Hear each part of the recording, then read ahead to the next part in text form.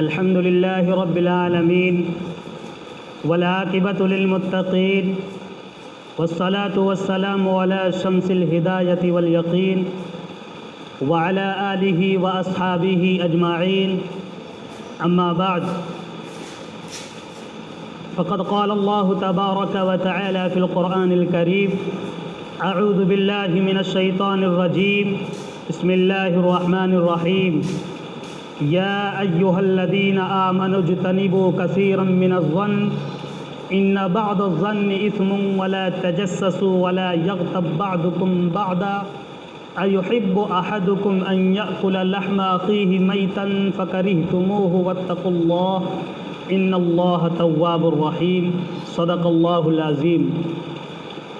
اللهم صل على سيدنا محمد وعلى آل سيدنا محمد وبارك وسلم. اللهم صل على سيدنا محمد وعلى آل سيدنا محمد وبارك وسلم. اللهم صل على سيدنا محمد وعلى آل سيدنا محمد وبارك وسلم. محترم بزرگوں اور بھائیوں،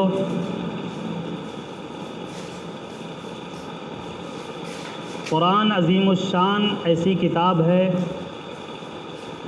کہ جس میں اللہ تبارک و تعالی نے قیامت تک کے آنے والے انسانوں کے لیے ہدایت کے طریقے بتلائے گئے ہیں اور سزا اور عذاب کو تذکرہ کیا گیا ہے، بتلایا گیا ہے، اور کن وجہ سے، کن وجوہات کی وجہ سے پہلی قومیں تباہ ہوئی ہیں، برباد ہوئی ہیں، اللہ کی مار پڑی ہے ان پر، ان کو بھی قرآن عظیم الشان میں بیان کیا گیا ہے. قرآن یہ ہدایت کی کتاب ہے، نصیحت کی کتاب ہے، عمل کرنے کی کتاب ہے، نجات پانے کی کتاب ہے. یہ ایک روشنی ہے، یہ ایک نور ہے کہ جس سے راستہ ملتا ہے. قرآن میں اللہ تبارک و تعالیٰ نے بیان فرما دیا: ان فرعون علا فی الارض وجعل اہلها شیعا یستضعف طائفة منہم یذبح ابناءهم ویستحیی نساءهم. یہ آیت آج کے ماحول پر فٹ آ رہی ہے. حالانکہ اس آیت میں یہودیوں کا تذکرہ ہے، حضرت موسیٰ علیہ السلام کی قوم کا تذکرہ ہے کہ ان پر فرعون حاوی ہو گیا تھا، اپنا پاور بنا لیا تھا، اور پاور بنانے کے بعد بنی اسرائیل کو ٹکڑوں میں، جماعتوں میں، فرقوں میں بانٹ دیا تھا. کوئی قبطی ایک فرقہ تھا، ایک سبتی فرقہ تھا، ایسے فرقوں میں فرعونیوں نے بانٹ دیا تھا. اور پھر اسی پر فرعونیوں نے بس نہیں کیا تھا، یذبح ابناءهم ویستحیی نساءهم. بنی اسرائیل کے بچوں کو، ان کے جوانوں کو وہ قتل کر رہا تھا، ذبح کر رہا تھا. ویستحیی نساءهم، اور ان کی عورتوں کو زندہ چھوڑ رہا تھا. آج کا ماحول بالکل اسی طرح ہے. مسلمانوں کا بھی یہی حال ہے. آج مسلمانوں کو فرقوں میں بانٹ دیا گیا ہے، الگ الگ جماعتوں میں مسلمانوں کی طاقت کو کمزور کر دیا گیا ہے، ختم کر دیا گیا ہے. الگ الگ جماعتوں میں، الگ الگ فرقوں میں مسلمان بٹ گیا ہے. اور پھر صورتحال یہ ہے، مسلمانوں کے اوپر جو حالات اس وقت ہیں، وہ مسلمان نوجوانوں کو مارا جا رہا ہے، گھیر کر کے مارا جا رہا ہے. موب لنچنگ، تشدد زبردست طریقے سے، ایک دلخراش انداز میں کہ دیکھا نہیں جا سکتا ہے. اس طرح سے جو ہے نوجوانوں کو مارا جاتا ہے باندھ کر کے، بالکل جیسے فرعونی ذبح کرتے تھے. آج کا بھی ماحول وہی ہے. ویستحیی نساءهم، اور وہ عورتوں کو چھوڑتے تھے خدمت کے لیے، اپنی ہوس پرستی کے لیے. آج بھی یہی صورتحال ہے. مسلمانوں کے اوپر جو زوال آیا ہے، تاتاریوں کا جب غلبہ ہوا ہے، تو تاتاریوں کی تاریخ کے پنے پلٹ کر کے ہم دیکھیں، 20 لاکھ مسلمانوں کا عراق، بغداد میں قتل کیا گیا ہے، ذبح کیا گیا ہے مسلمانوں کو. اور مسلمان عورتوں کو لائن سے کھڑا کر کے ان تاتاریوں نے ریپ کیا ہے اور پھر ان کو بھی قتل کر دیا ہے۔ مسلمانوں پر ایسے حالات آئے ہیں۔ دوسری جنگ عظیم میں مسلمانوں پر ایسے حالات آئے کہ چیچنیا اور بوسنیا کے اندر کئی لاکھ مسلمانوں کو تہہ تیگ کیا گیا، قتل کیا گیا۔ انگریزوں کا دور آیا، اس ملک کے اندر مسلمانوں کو کس طریقے سے اور علماء کو خاص کر کے نشانہ بنایا گیا انگریزوں کی طرف سے، ایک طرف سے شہید کیا گیا۔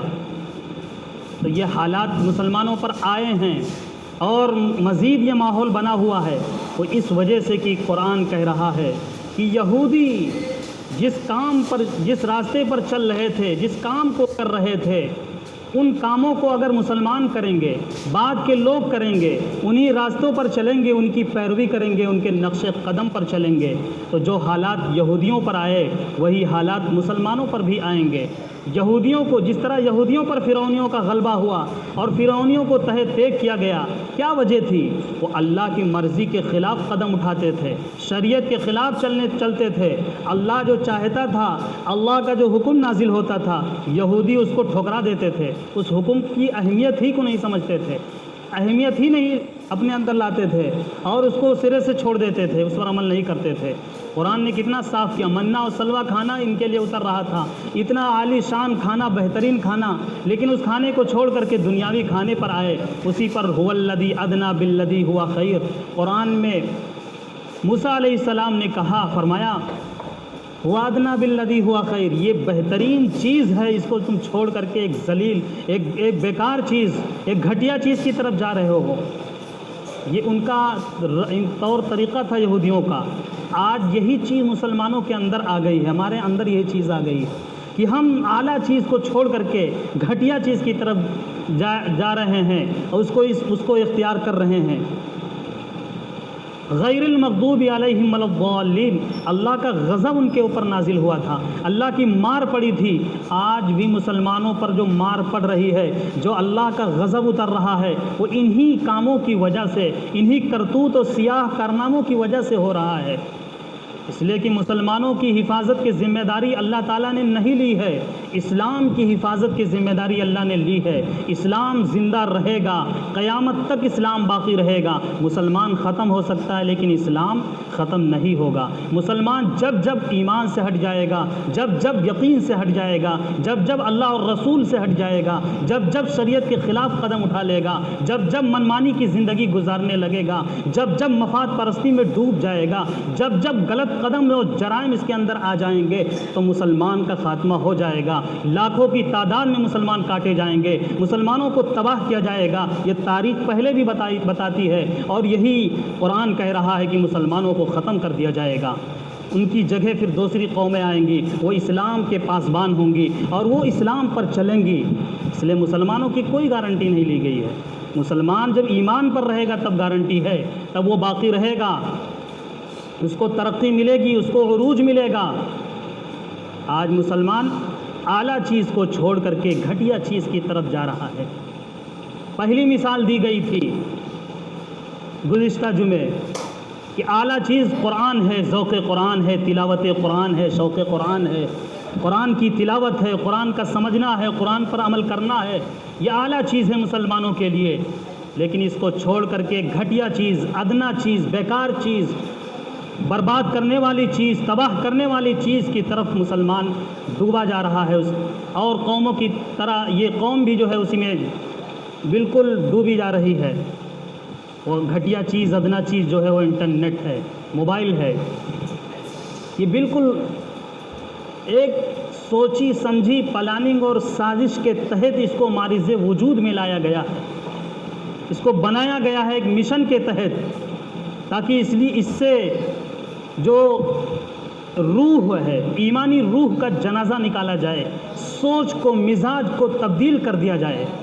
اس کے جہاں سے بہت سے سارے نقصانات ہیں، اس میں سے جیسے بتائے گئے تھے کہ اس کے ذریعے سے جو ہے قومیں کی قومیں تباہ ہو رہی ہیں، نسلیں تباہ ہو رہی ہیں، ہماری اولاد پر بہت اثر پڑ رہا ہے۔ آج چھوٹے چھوٹے بچوں کو دیکھا جائے تو چھوٹے چھوٹے بچے اس طرح سے شوق رکھتے ہیں موبائل کا، انٹرنیٹ کا، کہ اس کے بغیر سوتے نہیں ہیں، اس کے بغیر کھاتے نہیں ہیں، اس کے بغیر کوئی کام نہیں کرتے ہیں۔ جیسے فرصت ملتی ہے، چھٹی ملتی ہے، فوراً موبائل اٹھاتے ہیں، انٹرنیٹ میں لگ جاتے ہیں، کئی گھنٹے گزر جاتے ہیں۔ یہی حال بچوں کا ہے، یہی حال ہماری عورتوں کا ہے، یہی حال ہمارے گھر میں جوانوں کا ہے، بوڑھوں کا بھی یہی حال قریب ہوتا جا رہا ہے۔ مسلمانوں کے اس قدر شوقین، موبائل کے اس قدر شوقین ہوتے جا رہے ہیں کہ سب کچھ موبائل ہی دکھتا ہے، انٹرنیٹ ہی میں اپنا وقت تباہ و برباد کر رہے ہیں، اور پھر اس میں جو چیزیں دیکھتے ہیں ان دیکھنے کا اثر آتا ہے دل پر۔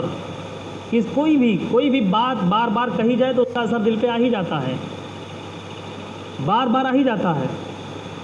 اب موبائل میں جو چیز دیکھیں گے تو اس کا اثر دل پر آنا ہے، مزاج پر آنا ہے، سوچ پر اس کا اثر آئے گا، مزاجیں بدل جائیں گی، سوچ بدل جاتی ہے بار بار دیکھنے سے۔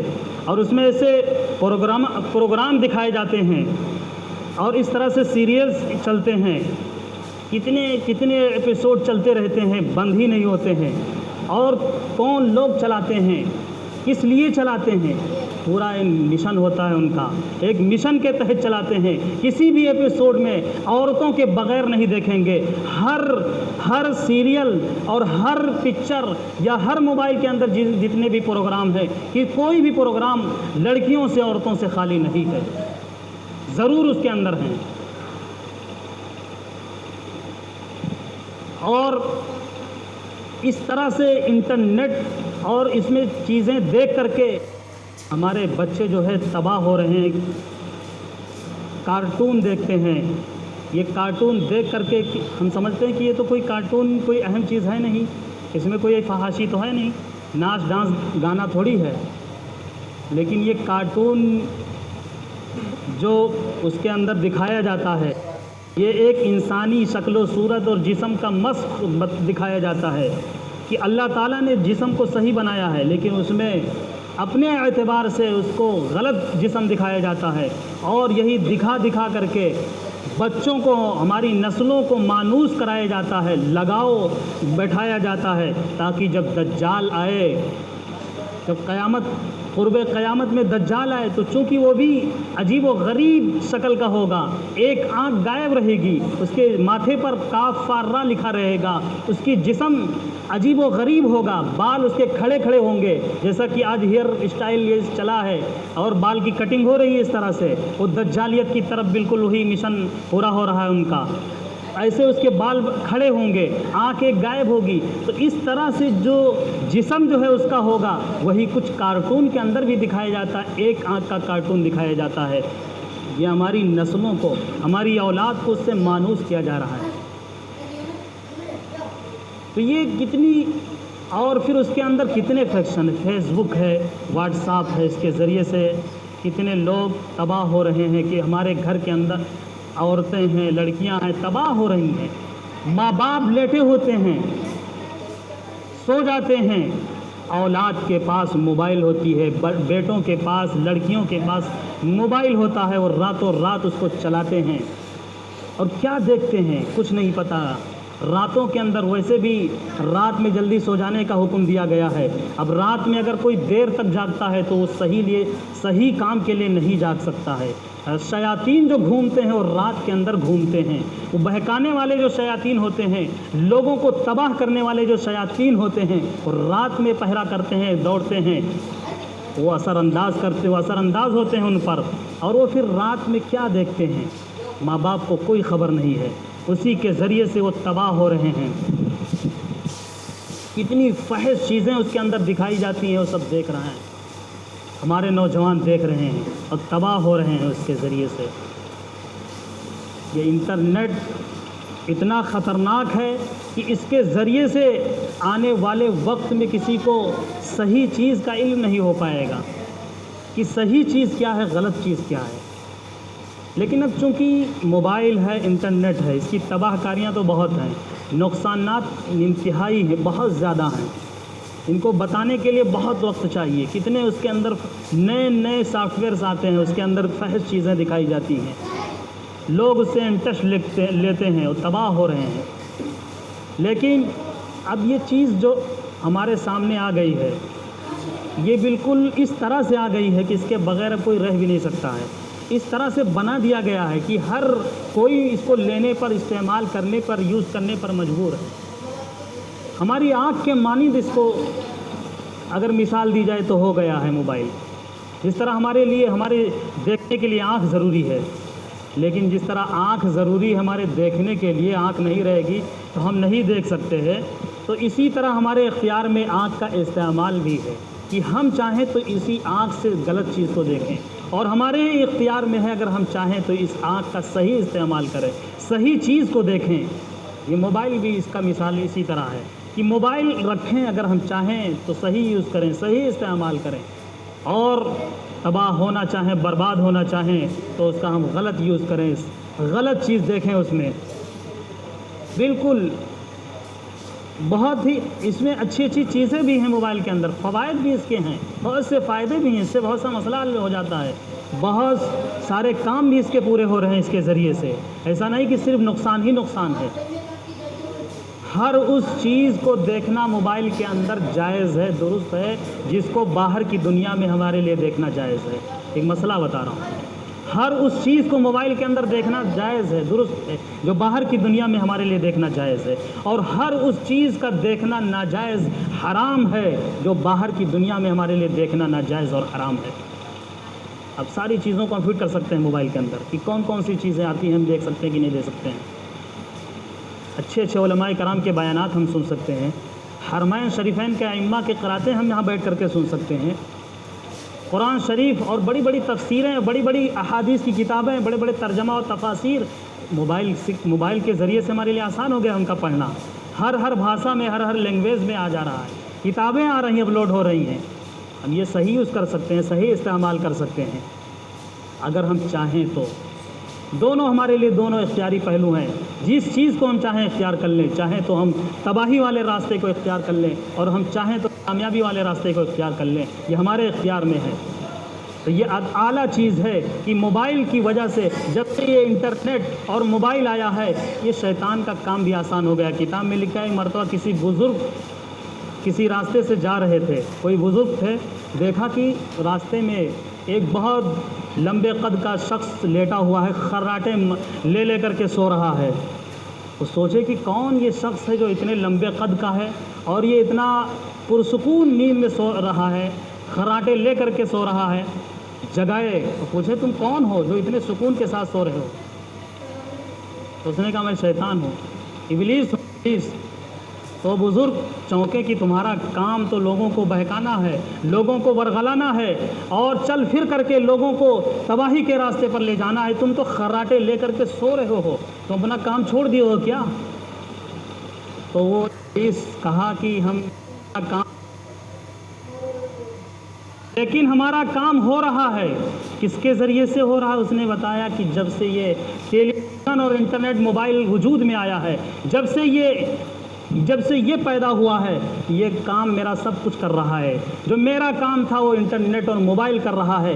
آج کون سی برائی ہے، کون سی بے حیائی ہے، کون سے جرائم ہے، کون سی تباہی اور بربادی ہے، جو شیطان جس طرح سے لوگوں کو گمراہ کرتا ہے، لوگوں کو مرتد بناتا ہے، لوگوں کو منافق بناتا ہے، وہ سارا کا سارا کام انٹرنیٹ اور موبائل سے ہو رہا ہے۔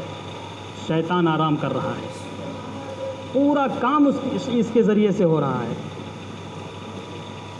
قرآن کریم کی تلاوت لوگ بھول چکے ہیں، سالوں سال قرآن کوئی نہیں اٹھاتا ہے، قرآن کی تلاوت کی طرف دھیان نہیں لے جاتا ہے۔ آج حال یہ ہے کہ فجر کی نماز کا جائزہ لے لیا جائے تو آج فجر کی نماز میں صرف 4-5 نمازی رہتے ہیں۔ مسلمانوں کی یہ تعداد، یہ اللہ کو غضب کی طرف آواز دے رہا ہے کہ اللہ کا غضب مسلمانوں پر اترے اور اللہ کی مار پڑے مسلمانوں پر، تباہی اور بربادی مسلمانوں کے لیے آئے، اس لیے کہ اللہ کا حکم 5 وقت نماز پڑھنے کا ہے، لیکن مسلمان آج اپنے کام میں اس طرح مصروف ہو گیا ہے، آج دنیاوی مفاد پرستی میں اس قدر ڈوب گیا ہے، آج اس طرح دنیاوی کام میں بھاگا جا رہا ہے کہ اس کو نماز پڑھنے کے لیے اس کے پاس وقت نہیں ہے، اس کے لیے فرصت نہیں ہے، اس کی سوچ نہیں ہے نماز کے لیے، اس کا مزاج بدل چکا ہے نماز کے لیے۔ آج فجر کا یہ حال ہے کہ سب کے سب سوئے رہتے ہیں، ہیں، مسلمانوں کا محلہ ہوتا ہے، مسلمانوں کا ایریا ہوتا ہے، مسلمانوں کا شہر قصبہ گاؤں ہوتا ہے، سب کے سب قبرستان کے مانند سناٹا ہوتا ہے، سوئے ہوئے ہوتے ہیں، کہیں سے کسی گھر سے قرآن کی تلاوت کی آواز نہیں آتی ہے، کوئی قرآن صبح اٹھ کر کے نہیں پڑھتا ہے۔ یہ موبائل نے تباہ کر دیا ہے، 12 بجے، 1 بجے، 2 بجے رات تک، بلکہ یہ بھی یہاں تک دیکھا گیا موبائل میں انٹرنیٹ میں جب گھستا ہے، موبائل اتنے ایسے گیمز آ گئے ہیں، اس میں جب گھستا ہے تو پوری رات بھی بتا دیتا ہے، پوری رات جو ہے وہ کروٹ بھی نہیں بدلتا ہے، گیمز میں لگا رہتا ہے، موبائل میں لگا رہتا ہے، پوری رات گزر جاتی ہے، پوری رات ختم ہو جاتی ہے، اور پھر وہ دن میں سوتا ہے، فجر سے پہلے سوتا ہے تو وہ دن گئے تک سوتا رہتا ہے۔ رات کو دن بنا دیا گیا ہے، دن کو رات بنا دیا گیا ہے۔ جو اللہ تعالیٰ نے جو نظام بنایا ہے، انسان آج اس نظام کو تبدیل کر رہا ہے، اللہ کو عذاب کی طرف بلا رہا ہے، دعوت دے رہا ہے کہ اللہ کی عذاب اترے۔ اللہ نے رات کو بنایا ہے سکون کے لیے، سونے کے لیے، آرام کرنے کے لیے، مسلمان آج اس میں آرام نہیں کر رہا ہے، مسلمان تو اپنا دوسرا کام رات میں کر رہا ہے۔ دن کو اللہ تعالیٰ نے بنایا ہے کہ دن کے اجالے میں ذریعے معاش تلاش کیا جائے، روزی تلاش کی جائے، محنتیں کی جائیں، لیکن آج دن کو مسلمان سونے میں آدھا دن تو گزار دیتا ہے۔ تو یہ گھٹیا چیز ہے موبائل، انٹرنیٹ، اعلیٰ چیز ہے قرآن کی تلاوت۔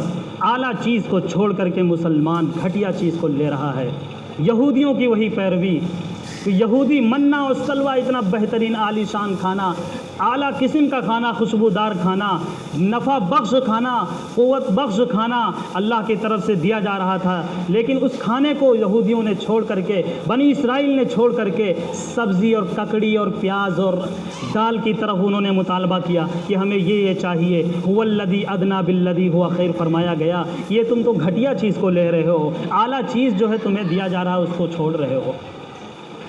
دوسری مثال اعلیٰ چیز کو چھوڑ کر کے گھٹیا چیز لینے کی یہ ہے کہ ذکر خالق، اللہ کا ذکر کرنا یہ اعلیٰ چیز ہے، مخلوق کا ذکر کرنا یہ گھٹیا چیز ہے۔ اللہ کا ذکر جس کو قرآن میں اللہ تبارک و تعالیٰ نے جگہ جگہ فرمایا ہے کہ میرا ذکر کرو، میرا نام لو، یا ایھا الذین آمنوا اذکروا اللہ ذکرا کثیرا، اے ایمان والو ذکر کرو، بہت زیادہ ذکر کرو، بہت زیادہ میرا نام لو، تسبیحات کا اہتمام کرو، صبح شام تسبیحات پڑھو۔ وَاذْكُرِ اسْمَ رَبِّكَ بُكْرَةً وَأَصِيلًا، صبح اور شام اپنے پروردگار کا نام لو۔